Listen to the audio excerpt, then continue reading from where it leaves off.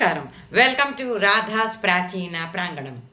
Epic mothers అనే శీర్షికల భాగంగా మనం కుంతీదేవి చరిత్రను తెలుసుకుంటున్నామండి. అయితే నిన్నటి రోజున భీముడు బకాసురుణ్ణి చంపడానికి బయలుదేరినట్టుగా చూసుకున్నాం. అయితే ఆ బకాసురుణ్ణి తను ప్రతిజ్ఞ చేసినట్టుగానే వధించేసి ఆ ఊరికి పట్టిన పీడని వదిలించేస్తాడు భీముడు. ఇలా కొంతకాలం సాగుతూ ఉన్న సమయంలో పాంచాల దేశరాజు ద్రౌపది స్వయంవరాన్ని ప్రకటిస్తాడు.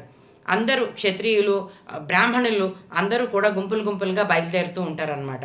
అయితే కుంతీదేవి కూడా తన కుమారులను పిలిచి, మనం ఇక్కడ చాలా కాలం నుంచి ఉండిపోతున్నాము, ఈ పాంచాల దేశం ఏదో చాలా మంచి దేశము, అక్కడ చాలా సుభిక్షంగా ఉందిట, అక్కడ బ్రాహ్మణుల లాంటి వాళ్ళకి చాలా బాగా అతిథి మర్యాదలు చేస్తారు, అంతేకాకుండా మంచిగా పాలు పండ్లతోటి భోజనం సుష్టుగా పెడతారట, మనము కొంతకాలం అక్కడికి వెళ్ళి ఉందామని చెప్పేసి కుమారులకి చెప్తుంది.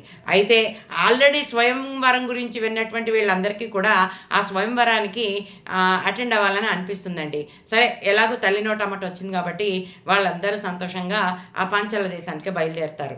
అక్కడికి వెళ్ళి ఒక కుమ్మరి ఇంట్లో బస చేస్తారు.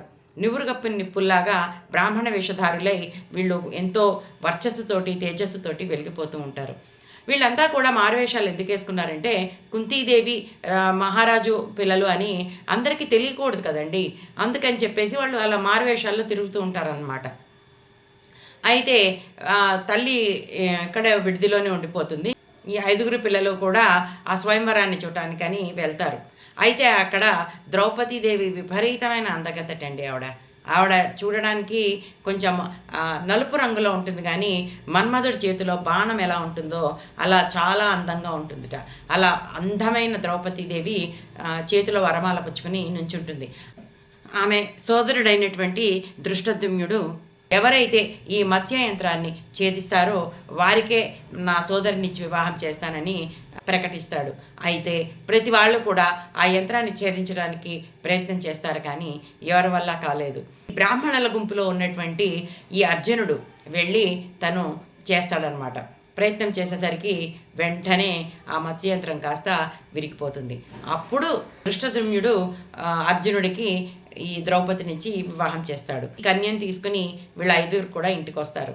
ఏదో తల్లితోటి తమాషా చేద్దామని చెప్పేసి అర్జునుడు ఆ ద్రౌపదీదేవిని తల వెనకాల ఉంచుకొని తల్లికి అమ్మ భిక్ష తీసుకొచ్చాను అని చెప్తాడు.